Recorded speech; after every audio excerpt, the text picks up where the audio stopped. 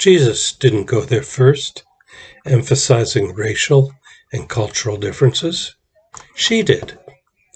How is that? You, a Jew, ask of me, a woman of Samaria. A woman of Samaria. Oh, and a serial monogamist. 5 husbands and now a live-in boyfriend. You can imagine why the disciples were astonished to see a nice rabbi like Jesus talking with her. First of all, rabbis did not talk with women. Women were so second class in those days that learning was reserved for men. Secondly, Jews did not have anything to do with Samaritans. Although they practiced a form of Judaism, they also were the product of generations of mixed marriages and religious variations that pure Jews considered heresies. And third, let's face it, cohabitating with a boyfriend after 5 marriages is not considered exemplary. She was a Samaritan who has had 5 husbands and now lives with some guy. That's 3 strikes. And this woman went there because she lived with 3 strikes against her every day. You know, people of color have pointed out to me that central to white privilege is the fact that I can go on indefinitely without being reminded in some way or another that I'm white. Think about that. So, of course, this woman went there. How is it that you, a Jew, ask a drink of me, a woman of Samaria? I bring this up because of who Jesus is and who she is. He is the Savior of the world. She is humbled by 2 accidents of birth and hobbled by her living arrangements, which some would claim demonstrated moral failure. Oh, really? We don't know why or how this woman lost 5 husbands. She may have been just attracted to guys who live dangerously, chariot racers or freedom fighters and the like, and was a widow 5 times over. More likely, she would have been divorced for reasons as simple as burning the pot roast, which a rabbi as eminent as Hillel the Elder literally approved of as grounds for divorce. Men had complete control over divorce in those days. And consider this. In the patriarchal societies of Jesus' day, unattached women were likely to be either prostitutes or beggars.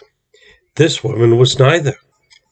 She was resourceful, given the choices before her. It turns out she was quite an effective evangelist also.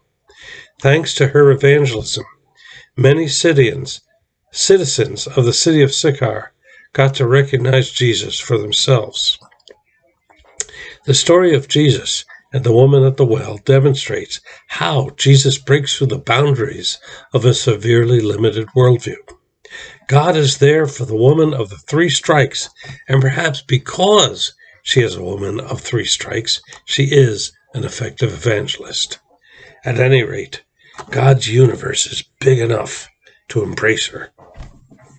The challenge this story poses to us is this: is our universe too small? Or is it big enough for God to fit in? Is it small, like the medieval Earth Center model, where the Earth was the motionless center of the universe, with the rest of the universe revolving around it in spheres? Is it small, so that your preferences and prejudices define it? How many Christians, for example, have looked down with disdain on this clever, talented woman? John Piper, a contemporary preacher, described the woman at the well as this: a worldly, sensually minded, unspiritual harlot from Samaria. Where did he get that from? Certainly not John 4:5-42. With all due respect, I detect the view of Piper's universe as cramped, and one that encourages people to be smugly judgmental. I wonder, is Piper saying any contemporary woman in this Samaritan woman's shoes is therefore likewise a worldly, sensually minded, unspiritual harlot? You know, if you want to be smug and judgmental, you need a pretty small universe to inhabit. where people can be easily labeled according to your own cultural priorities and prejudices. A small universe is only as big as your imagination, and smug and judgmental imaginations are pretty stunted. In God's big universe, being smug and judgmental just makes you look like an ignorant fool. I sometimes speculate on how the universe of Christianity's vision could sometimes get so small. I ask myself, who was controlling the narrative? What popped into my mind of all things was the long European tradition of nobility and how it helped the church with its worldview.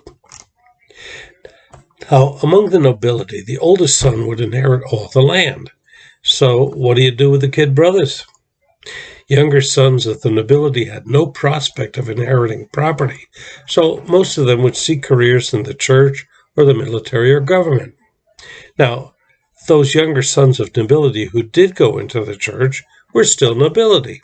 They walked like noblemen, they talked like noblemen, they thought like noblemen, and they set priorities for the masses, just as noblemen would. These sons of nobility did not settle into careers as obscure as humble country parsons. They got the best educations and the best pulpits. They got to frame the cultural narrative.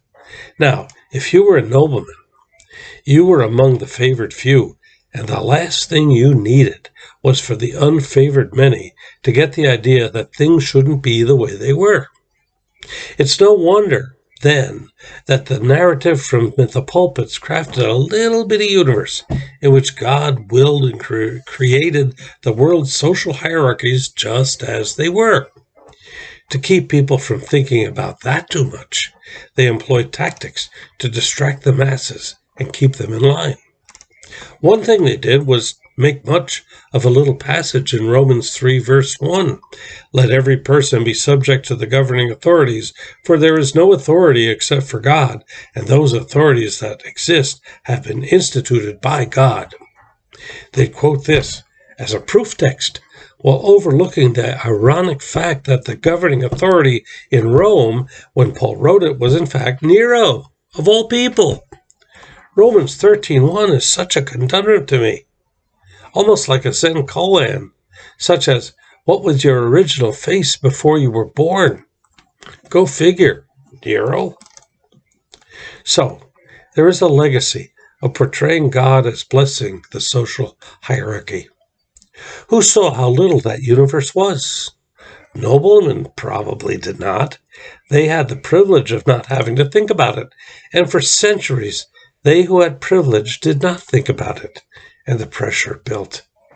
No wonder that in the 20th century the bubble finally burst, and we got the social gospel, liberation theology, black theology, feminist theology, and womanist theology, the latter being based in the experience and vision of black women.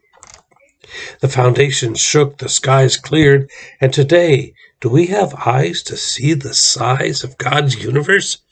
As more and more the vision clears? Who has eyes to see the clouds dissipating, the spirits reviving, and gaining new glimpses of the awesome size of God's universe? That woman at the well, the woman with 3 strikes against her, she had eyes to see. Maybe that woman was the prototypical womanist. Sometimes where you are gives you your perspective. Sometimes you only see the heights from the lowest point of view, and the heights impel you to lift the downtrodden.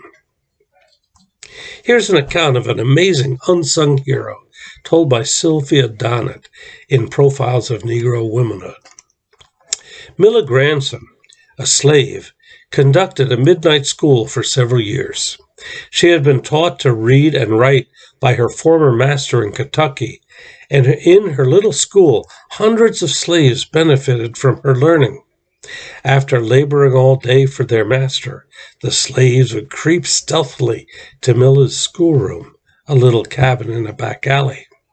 The doors and windows had to be kept tightly sealed to avoid discovery.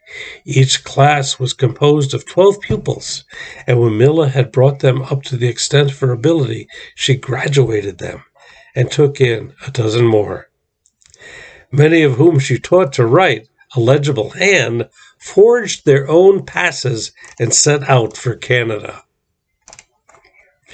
In the story of Milla Granson, notice the quiet, motherly nurturing through which slaves were empowered to free themselves. They freed themselves from a cramped little universe, one in which Africans bore the curse of Ham. That would be Noah's son Ham, to whom Noah cursed, lowest of slaves shall he be to his brothers. A universe where the owning of slaves from among the sons and daughters of Ham was simply biblical. Yet in God's universe, God works through the cracks and crevices that those with their little universes never see. The God who freed slaves from illiteracy through Milla Granson frees you and me from the spiritual illiteracy of our own cramped little universes that keep you and me from God's fullness. God works through the cracks and crevices like living water eroding mountains. Back in grammar school, they told me that the mountains of the Catskills and Adirondacks are so much shorter than the Rockies because they're so much older. Well, what wore them down to their current size but water? Water, flowing gently through cracks and crevices, forming streams, eventually carrying several thousand feet of mountain away. Water looks so gentle, but it is so mighty. Jesus offers living water. Planet Earth needs living water. A universe large enough to fit God is a universe that no longer thrives on we are right and they are wrong. A universe large enough to fit God recognizes that God has created a spectrum through time and space, and we but bask in one wavelength. A universe large enough to fit God empowers us to offer God's living water to the spiritually parched, whether we live in bright suburban comfort or in dark slave quarters. Whether we face tragedy or God's perfect peace in this world, we are not swept away. The living water has eroded the stones of little universes all around us, giving us space to perceive the glory of God's love. As Jesus brought wholeness to the Samaritan woman, thus does Jesus bring wholeness to us all, men, women, people of every color, together. Amen.